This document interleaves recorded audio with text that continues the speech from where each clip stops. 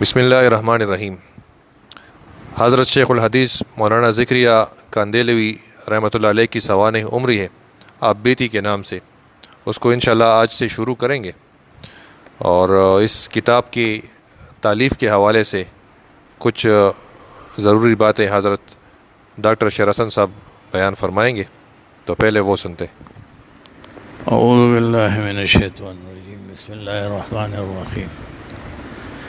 مولانا ذکریہ صاحب رحمۃ اللہ علیہ شیخ الحدیث اس زمانے کے بہت بڑے عالم، بزرگ اور قطب الارشاد تھے۔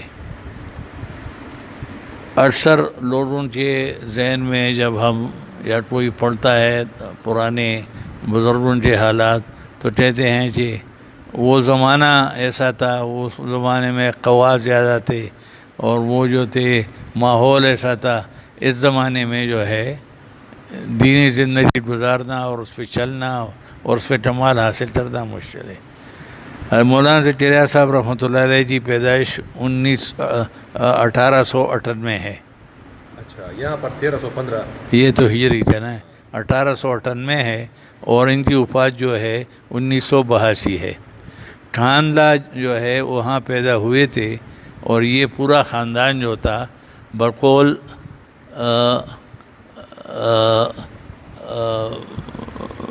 مولانا عبدالقادر رائے پوری رحمۃ اللہ علیہ کے، جہاں اور لوگوں کی جس جگہ سے ان کی انتہا ہوتی ہے تو آپ کی ابتدا وہاں سے شروع ہوتی ہے، اور پورا خاندان بڑا دیندار تھا۔ یہ تانلا مظفر حسین کاندیولی ایک بہت بڑے بزرگ یہاں گزرے ہیں، ان کے خاندان میں بڑوں میں مفتی الہی بخش کاندیلی رحمۃ اللہ علیہ یہ گزرے ہیں۔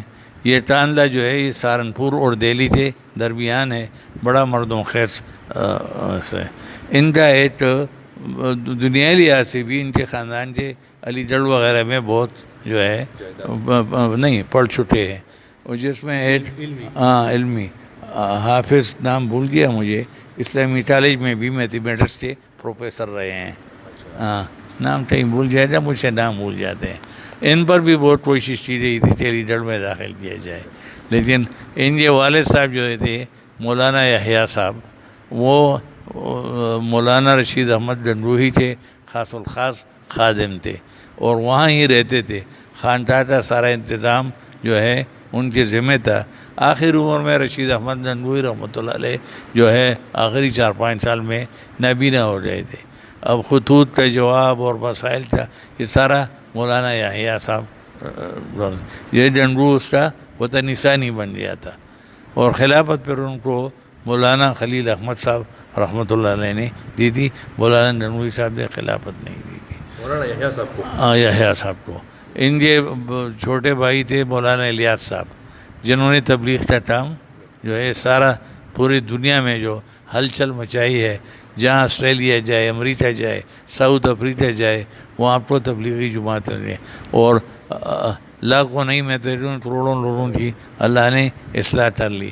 یہ ان کے چچا تھے مولانا یوسف صاحب، ان کے چچا زاد بھائی بھی تھے، ان کے داماد بھی تھے، اور ان کے بہنوئی بھی تھے۔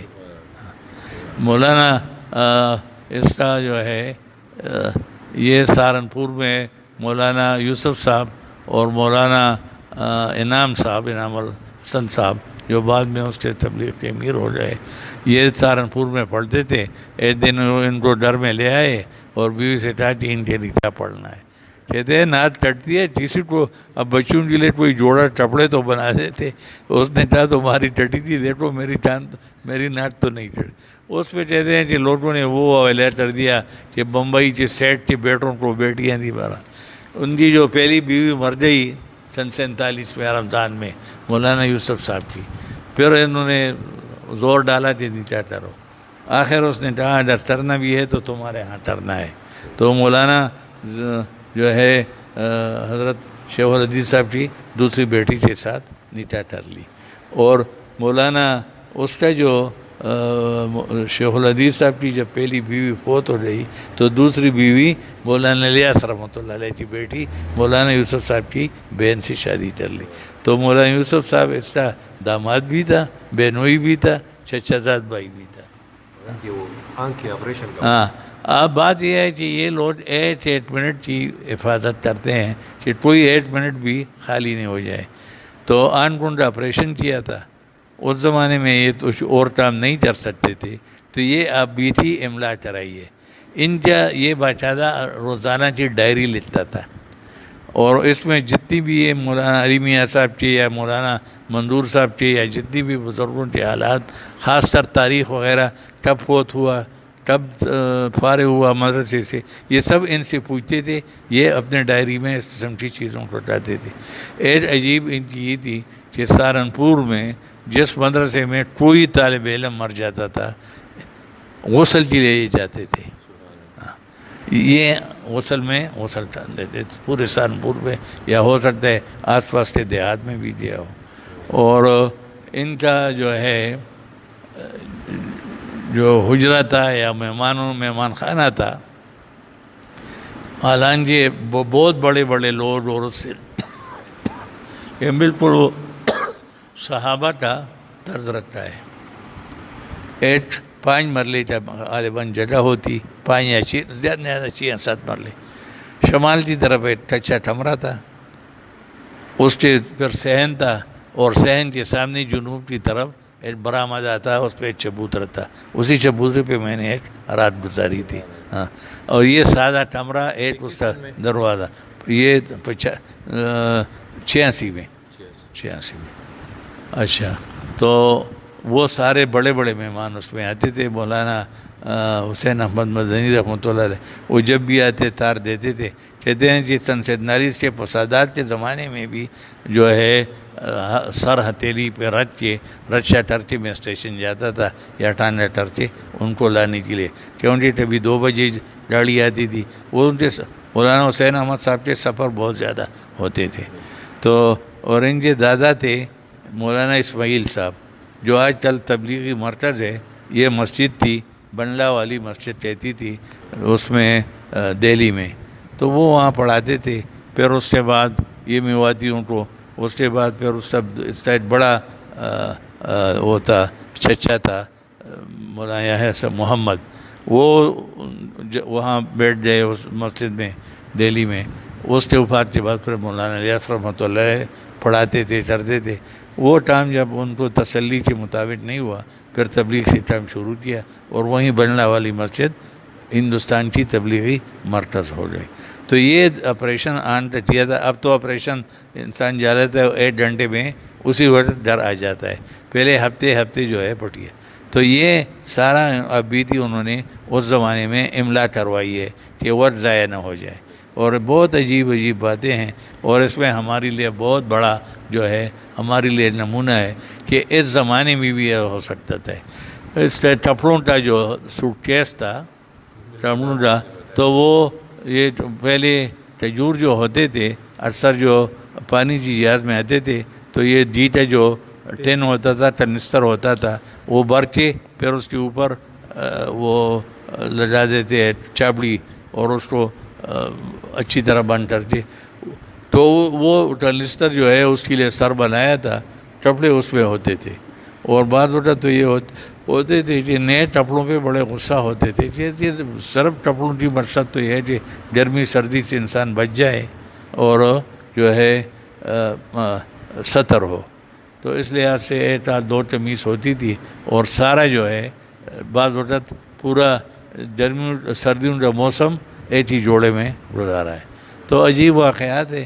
یہ تو چھوٹے بہت تھے کہ یہ جو تھے. اور یہ بہت بڑا کام قرآن کے بعد میرے خیال میں جن کتابوں کی دنیا میں سب سے زیادہ اس کی پڑھائی ہوتی تھی وہ فضائل اعمال ہے. تبلیغ ہر جگہ، آپ آسٹریلیا جائے، امریکہ جائے، آپ افریقہ جائے، کسی ملک میں جائے، آپ کو یہ کتابیں وہاں ملیں گی.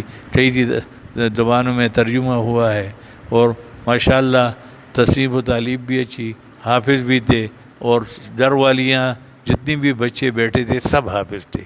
کہتے تھے کہ میرے بیٹیاں جو ہے ڈر کے ٹام ٹاج کے ساتھ، روٹی پکانے وغیرہ کے ساتھ دن میں 10-12 پارے تلاوت کر لیتے ہیں.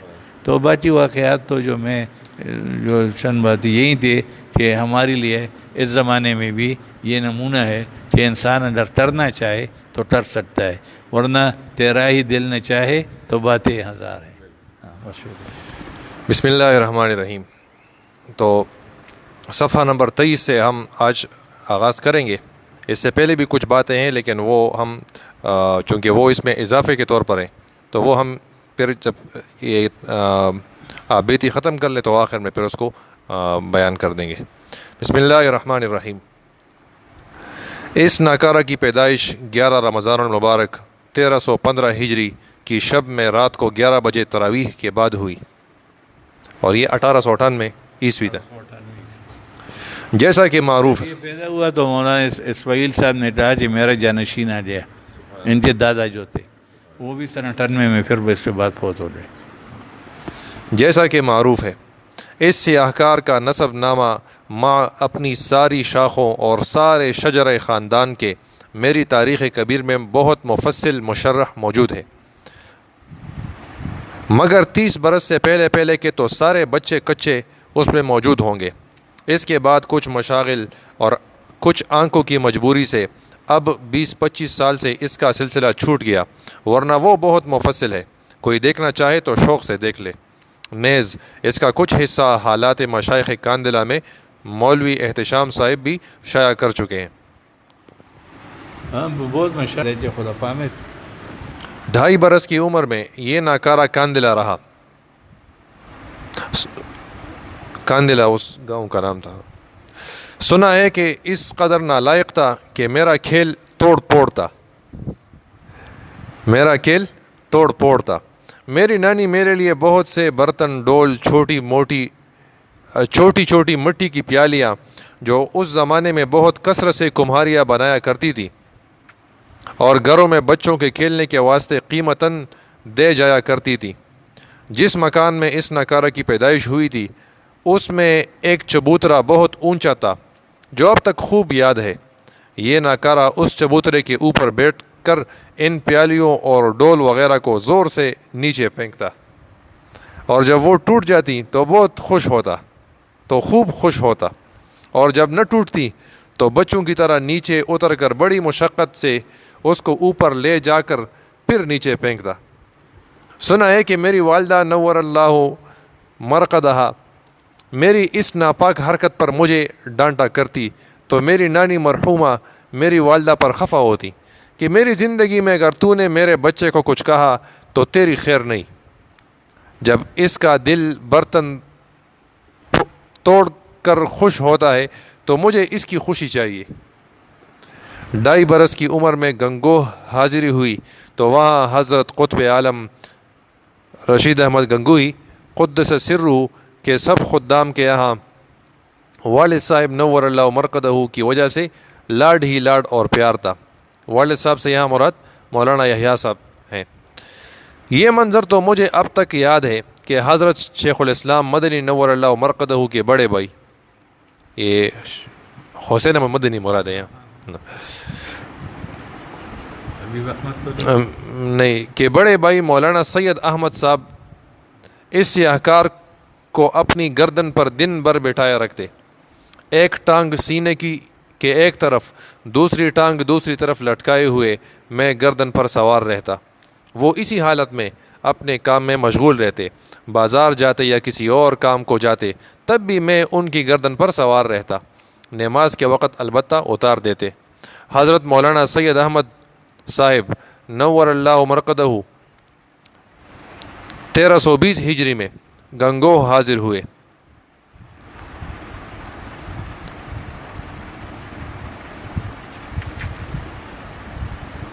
مطلب اس سے 5 سال بعد، تو یہ کوئی 1902 کا زمانہ ہے. اور اوائل 24 ہجری میں حضرت گنگوہی قدس سرہ کے وصال کے بعد مدینہ منورہ واپس چلے گئے. حضرت شیخ الاسلام حسین احمد مدنی کی خود نوشت سوانح نقش حیات کے صفحہ 65 پر اسی طرح موجود ہے، مگر میری تاریخ کبیر میں 26 ہجری یعنی 1326 ہجری میں ان کا ہندوستان ہونا مذکور ہے. ہمارے خاندان میں عموماً چوتھے یا 5ویں برس بچہ پڑھنے بیٹھ جاتا تھا. مگر میں 7 برس کی عمر یا اس سے زائد پر بھی پڑھنے نہیں بیٹھا۔ میری دادی صاحبہ میرے والد صاحب پر خوب خفا ہوتی۔ مجھے ان کی خفگی کے بارے میں بھی خوب یاد ہے کہ یحییٰ، اولاد کی محبت سب کو ہوا کرے مگر اولاد کی محبت میں اندھے نہیں ہو جایا کرتے۔ میرے والد صاحب دودھ پینے کے زمانے میں پاؤ پارا یاد کر چکے تھے۔ میرے والد صاحب دودھ پینے کے زمانے میں پاؤ پارا یاد کر چکے تھے۔ یہ خاندان سب ہم آفتاب و ماتاب ہے۔ اور 7 برس کی عمر میں قرآن شریف حفظ کر چکے تھے، اور اس کے ساتھ میرے دادا سے مخفی اپنے چچا جان رحمۃ اللہ علیہ سے فارسی سکندر نامہ، زلیخا، بوستان وغیرہ سب پڑھ چکے تھے، یہ 7 برس کی عمر میں۔ جو ہم نس سے محسوس سے مسجدوں میں یہ پڑھتے تھے، اس میں انسان کی اخلاقی زندگی بنتی تھی، وہ تھی بڑے کام کی باتیں ہیں۔ گلستان، بوستان، یہ سکندر نامہ، زلیخا اور یہ فرید الدین عطار کی جو بعض کتابیں ہیں، اب نام بھول گیا، منطق الطیر اور پدنامہ، منطق الطیر وغیرہ ہے۔ تو یہ عام لوگ جیسے اب قاعدہ کے لیے، سپارہ کے لیے بجٹ وہ مسجد بیٹھتے تھے، ایسی ختم کے بعد یہ بھی مسجد میں ہوتے تھے۔ اب یونیورسٹی کالجوں سے تو خیر پارسی بہت زمانہ ہوا رخصت ہو گئی، اب دینی مدرسوں سے بھی فارسی 100% جو ہے رخصت ہو گئی۔ دیوبند میں پورا شعبہ تھا فارسی کا۔ حضرت مفتی محمد شفیع صاحب کے والد صاحب محمد یاسین صاحب اس کے سربراہ تھے۔ ہاں،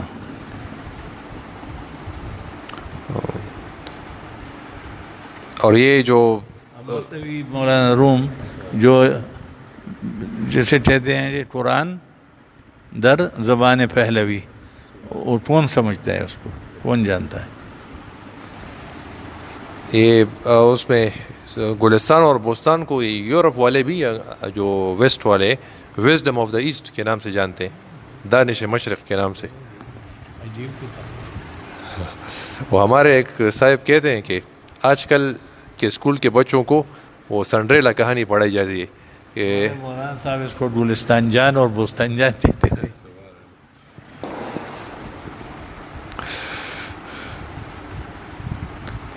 تو ایک صاحب ہیں، وہ کہتے ہیں کہ پہلے بچوں کو، جو مشرقی بچوں کو یا مسلمان بچوں کو، شیخ عبدالقادر جیلانی رحمۃ اللہ علیہ کے قصے، جو بچپن کے جو قصے ہیں کہ جو اس نے وہ ڈاکوں کے سامنے سچ بولا تھا، اور جو بغل میں دینار تھے، 40 دینار تھے۔ ہمارے اردو وغیرہ میں بھی اس قسم کی جو تیسری، چوتھی، پانچویں میں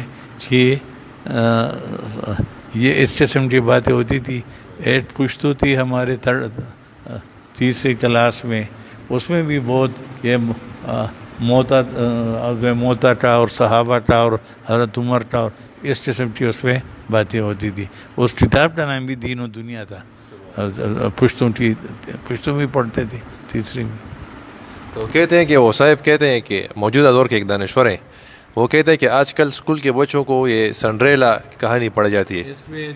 اس میں کاکا صاحب جو ہے کہ وہ لڑکی ماں باپ سے جھوٹ بول کر ساری رات وہ باہر پارٹیوں میں گزار دیتی ہے، اور وہ کہانی اب یہ بچوں کو آج کل وہ ہمارے مولانا صاحب فرمایا کرتے تھے کہ پہلے بچوں کو اللہ ایک ہے، اللہ جو ہے بے عیب ہے، ہاں، اللہ پالنے والا ہے، یہ باتیں ہوتی تھی۔ اور صبح جو ہے دادا نانی نانیاں وہ چھٹی پیستی تھی اور اللہ اللہ کرتی تھی۔ اور یہ پھر یہ زمانہ جب اللہ ایک ہے، اللہ بے عیب ہے، اللہ پاک ہے، ہاں، یہ چیزیں چلی گئی، تو پھر یہ آیا کہ کتابوں میں کہ چوہا دوڑا بلی جم، اس قسم کی یہ چیزیں جب ختم ہو گئی تو تیسرے زمانے میں، اب تو شاید تھے تو وہ اپنے زمانے کے کہ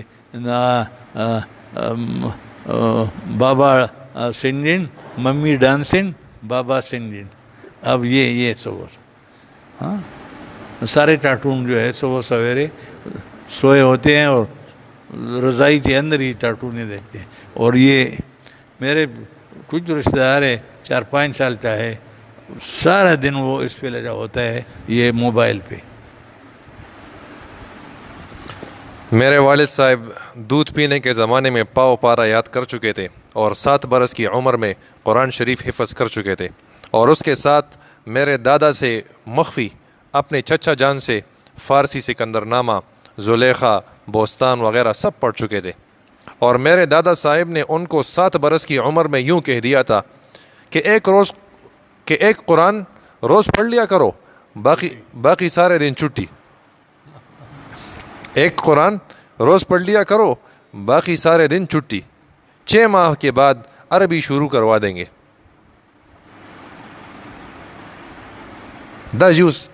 ویسے یہ فارمیٹ صحیح ہے. آج بھی جو جتنی تحقیق ہوئی ہے نا کہ قرآن پاک سے اگر بندے کو آپ عربی سکھائیں تو وہ اس کا زور زیادہ ہے بنسبت یہ کہ ویسے یہ جو لوگ عربی. مولانا ماجد دریابادی صاحب یہ دہریہ تھے شروع میں. سید سلیمان ندوی رحمۃ اللہ علیہ کے ساتھ دوستی تھی، کوئی تعلق تھا. انہیں بتایا کہ آپ تو عربی وغیرہ لکھتے ہیں، پڑھتے ہیں، کرتے ہیں، قرآن کو اس سے ہدایت کی سے نہیں، اس نقطہ نظر سے پڑھ لو، عربی ادب کے رخ سے اور اس سے، اور اس کے پڑھنے سے اللہ پاک نے اس کو ہدایت دی کہ جب قرآن پڑھا اور دیکھا تو اس کے آنکھیں کھل گئی کہ یہ جو ہے بندے کا کلام ہو ہی نہیں سکتا. اس سے اللہ پاک نے اس کو ہدایت دی اور قرآن کی تفسیر ماجدی اردو میں بھی لکھ لی، انگریزی میں بھی لکھ لی، ترجمہ بھی قرآن میں کیا، اور ماشاءاللہ بہت بڑے عالم ہو گئے. کئی کتابوں کے مصنف، اور سچ جدید پہلے سچ کے نام سے، پھر سچ جدید کے نام سے ہفتہ وار ایک اخبار بھی چلتا تھا جس میں زیادہ دینی رخ ہوتا تھا. اور میرے دادا صاحب قرآن کی ادبیت کے اس بنیاد پہ وہ دہریہ سے سچے پچے مومن اور بہت بڑے عالم بن گئے. اور میرے دادا صاحب نے ان کو 7 برس کی عمر میں یوں کہہ دیا تھا کہ ایک قرآن روز پڑھ لیا کرو، باقی سارے دن چھٹی. 6 ماہ کے بعد عربی شروع کروا دیں گے. اسماعیل صاحب نے اسے کہا تھا نا، دادا اسماعیل صاحب تھے. میرے والد صاحب فرماتے ہیں، یعنی مولانا یحییٰ صاحب، کہ میں صبح کی نماز پڑھتے ہی اپنی چھت پر بیٹھتا. وہ اپنی نانی صاحبہ کے مکان کی چھت بھی دکھلایا کرتے، اور ظہر سے پہلے قرآن شریف ختم کر کے پھر اتر کر روٹی کھایا کرتے تھے، اور شام کو اپنے شوق سے ابتدائی عربی شروع کر دی تھی. اس لیے میری دادی صاحبہ کو اور بھی زیادہ غصہ آتا. وہ فرماتی کہ یہ بیل آسمان پر جا رہا ہے تو آخر اس سے کیا کرائے گا؟ جوتے گٹوائے گا، چمار بنائے گا، پاخانہ کموائے گا، بنگی بناوے گا، آخر تو نے کیا سوچ رکھا ہے؟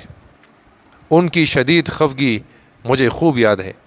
اور میرے والد صاحب کا ایک جواب کہ آپا جو دن کھیلنے کو ملے کھیلنے دو، ایک دفعہ جب اوکلی میں سر دے گا تو پھر قبر میں جاتے ہوئے نکلے گا.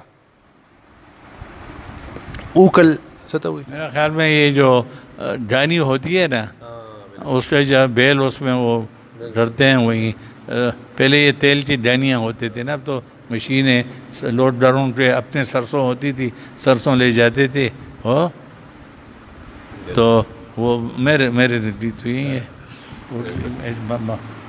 ضرب المثل بھی ہے پورا تو یعنی اوٹلی میں سر دیا تو پتہ نہیں دمکوں سے کیا.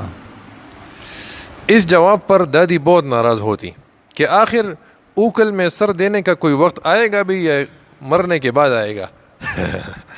مجھ پر براہ راست بھی خفا ہوتی کہ فلاں بچے کے اتنے سپارے ہو گئے، فلاں کے اتنے ہو گئے، تیرے کتنے ہوئے اندھے.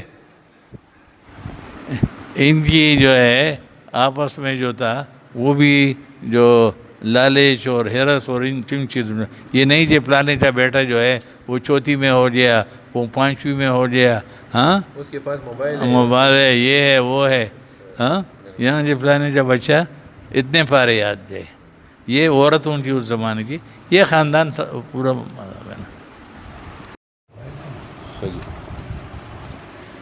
انشاءاللہ باقی اگلی مجلس میں پڑھیں گے یہیں سے.